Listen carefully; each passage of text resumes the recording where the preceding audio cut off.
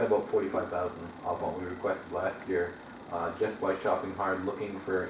Wow, off new vehicles, I mean, that's pretty... Well, the truck that we put in for last year was about 225, and Okay. we cut that down to 180. Wow. Looking at holdovers, looking at maybe going back a year, a 2010 that didn't sell. Okay, all right, It has to be a new truck. That's one of the Yeah. stipulations to the grant. right. But that's some really serious cutting off in something that's brand new. Well, and Because, you know, you're limited. Oh, yeah. oh yeah. Well, they And- set the parameters, and Yeah, if you you gotta- try to play within it, this Right. is the only options we have to try to meet that. Now, the other thing too is usually, late summer, early fall, you have more holdovers out. And some of the holdovers that I've been looking at have been sold. Yeah. So, Yeah. but I mean, if we can get something to replace the tanker Yeah, at a good cost to the town, sure. While we're on the topic, can I ask about the one that's sitting out on the lawn? the yellow one, Yeah. yes. That's the one that we're looking to replace. Right. Would you Well, like to buy that one? how much do I have to offer to take it home? Good paint truck. No, is it ours or is it the fire department? Well, it's a fire department. It's the fire department. Yes. Are they putting it out to bid? Bobby would like to, have the grant come through and be able to replace it. But right now, it's got some safety issues, and that's the reason why it's out there. So they wouldn't be able to keep it anyway. Well, what do you want it for, to play in the sandbox room like, you know, the young fellow? I mean, come on now. I mean, I mean, that was a truck that was, Going home squirt his neighbors. it was converted to a tanker. The suspension itself, it's weakened by carrying the additional load. yeah, It's got some front end issues. yeah. And Works for I guess what I'm getting at is it for sale? No. It's not for Not sale. at this point. Not Okay. Something for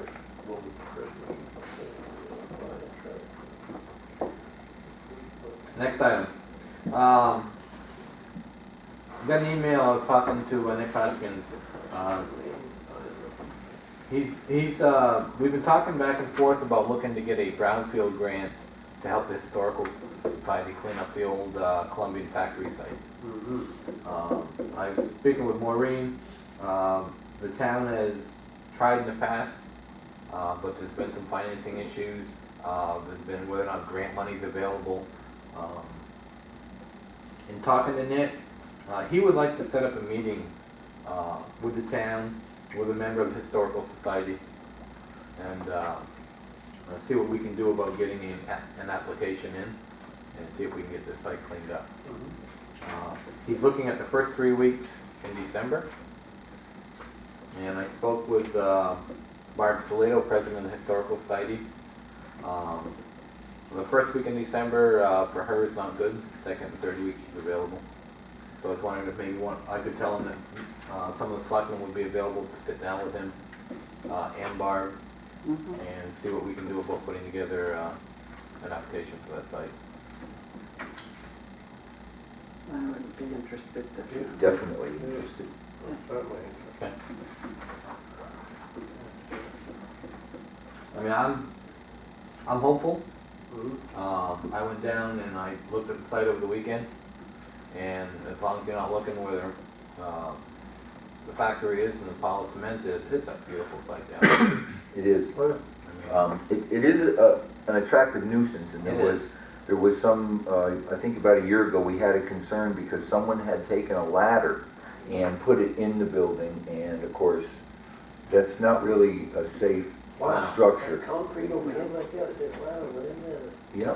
Oh, and then some of and those I mean, pieces some of are that stuff hanging. looks like it's Right. just hanging. Yep, it's hanging by the rebar that's in it, and it's time to do something about that. Right. Oh, At the last selectmen's meeting, we talked about looking at an energy audit for the town office. I talked to a couple people. One was Fire Chief Bobby Wood, and he said that he knew a gentleman from Perry that did one for Alliance. He gave me his name and the phone number. I called Dead River, who has our fuel contractor, and I said, well, who do you use? Yeah. So they gave me a name. And looking for a third person, I called a gentleman at R.H. Foster, told him what I wanted to do, And I got in touch with a gentleman named Jeff Henderson, who said he would do one for free. So he's gonna come by tomorrow. He and I are gonna walk around the building, and I'll listen to what he has to say, what he sees, and hopefully I'll have enough to make a report to the Selectmen's meeting. And I talked to Maureen and Mike earlier, and maybe another thing we ought to do is look at some of the other buildings that the town owns, the Public Works building, see if he'd be willing to go down there and do a walkabout. And if he has time, maybe take a look at the sewer treatment plant, and the recycling center. I mean, right now, where he's doing it for free. Do it. Yeah. Yeah. But then again, I mean, I don't wanna burden him with too much. Right. You know, I wanna be fair and work with his schedule.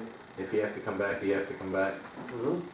You know, some of the stuff like down at the sewer plant, I mean, maybe he could give us some ideas. Our biggest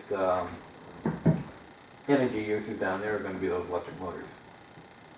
Perhaps he might know something that'd be a little more energy efficient, and if we ever have to replace a motor, you know, maybe we have some idea of something that would work Right. better for us. I'm not so certain that an energy audit goes into that kind of stuff. I thought it was your Lights, heating, heat. BTUs. right, and your, Right. right, your BTUs. It's like, are you losing heat in places where you shouldn't be? And what is a remediation practice to Or you correct get that? somebody in to do your lights, that gives you efficiency on candle per Yeah. square foot versus output and use of energy Yes, itself. yes. Which No, I know about. But I mean, just to know if we're losing money on heating and where it's going and Right. how do we fix it, that's, Right. we wanna know that. And I think the state of Maine has, the efficiency Maine, might have something, that might be able to help us if we get some stuff we have to replace. Right, yeah, I think there is, I think there is something. up there. That's good. I'd like to go down to Public Works to have a field day. Right.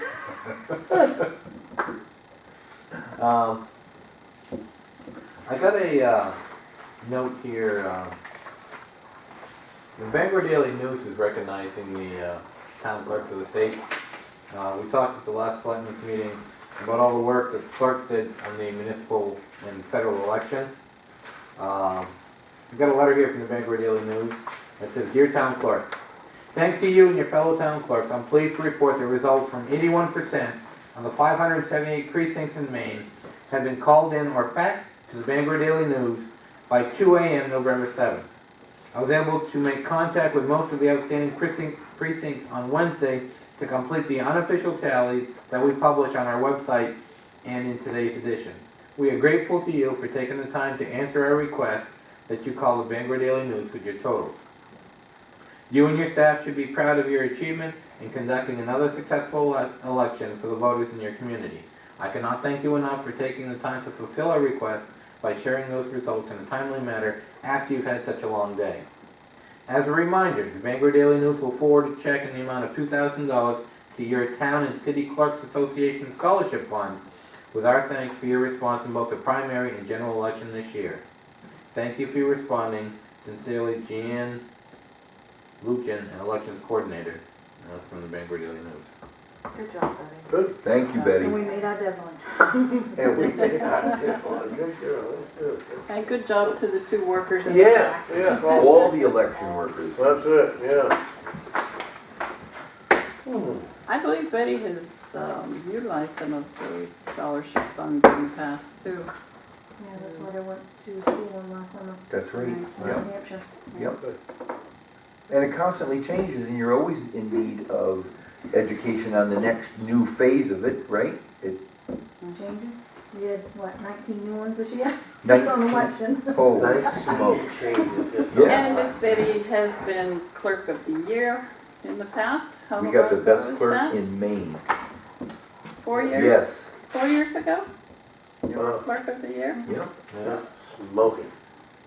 And that's out of the whole state of Maine. Well, I have heard many say Pretty that good. there is no one any more organized that can get things done than that Don't look at my desk right now. You're not supposed to judge by your desk. gal. We're lucky. We have a very nice It looks staff. messy, but Yeah, the very system good works. staff. We Go for really it. do. And with that in mind, you want to talk about Christmas and Christmas Eve and New Year's Eve? We're here to ask favors. I was talking at a staff meeting, and typically what the staff does, they ask the selectmen for half a day for Christmas and then half a day for New Year's. For New Year's, Christmas Eve and New Year's Eve. So whereas New Year's Eve is December 31st, well, that's the last day taxes are due. Rather than do half a day, they'd like to work a full day on that day and have a full day on the 24th off. Instead of the 2 half days, have the full day for Christmas Eve and work a full day December 31st, New Year's Eve, so that anybody that wants to come in with their taxes, they'll be open right up. Just for clarification, isn't something we're asking the board for, is something the board has always given us, is that half day on Christmas Eve and New Year's Eve. We realize New Year's Eve is when all the taxes are due. So we like to compromise with you and possibly getting all of Christmas Eve off, and then we'll work full day New Year's Eve. So this would allow them to spend Christmas Eve day. Yeah, with their I family never thought of it and- like that. I thought it'd been just nice to be able to shut the doors Yeah. and people pay their taxes a little bit. No. Right, no. I don't have a problem with Neither it. do I, no problem whatsoever. No, gosh, no. Makes complete sense. I'll Yeah. entertain a motion. I make a motion that John said be done. Make it so. There you go. I'll second that make it so motion. All in favor? Thank you. And can you please post it, Betty, Yes. Put it as on soon the as website, possible, so that, channel yeah. And Renee can put it on the website and prepare people ahead of time.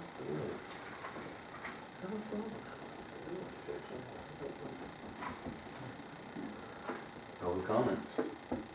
Anybody in the public? Selectmen comment. I have all kinds of comments as usual. Go for I think it was maybe 2 months ago, we received a letter that Lubec may be chosen for the 2014 Scudic International Sculpture Symposium. And we sent word back that yes, Lubec would definitely be interested. And yesterday I received an email that they've chosen some sites to consider, kind of a second round of consideration. And they're doing site visits, not meaning that they're looking at sites for sculptures themselves, but coming into the communities. They have a presentation about their program and to answer any questions that people might have about it. The meeting is tentatively set for 4:30 on December 20th, which is a scheduled selectmen's meeting, so it would be before our selectmen's meeting. And I would ask anybody in the community that wants to see this here, come out and show their support so that they know that Lubec is serious about having a sculpture here. Currently, there's 19 sites. Most of them are in the Down East area, most coastal communities. And it's been said that this could be the last round.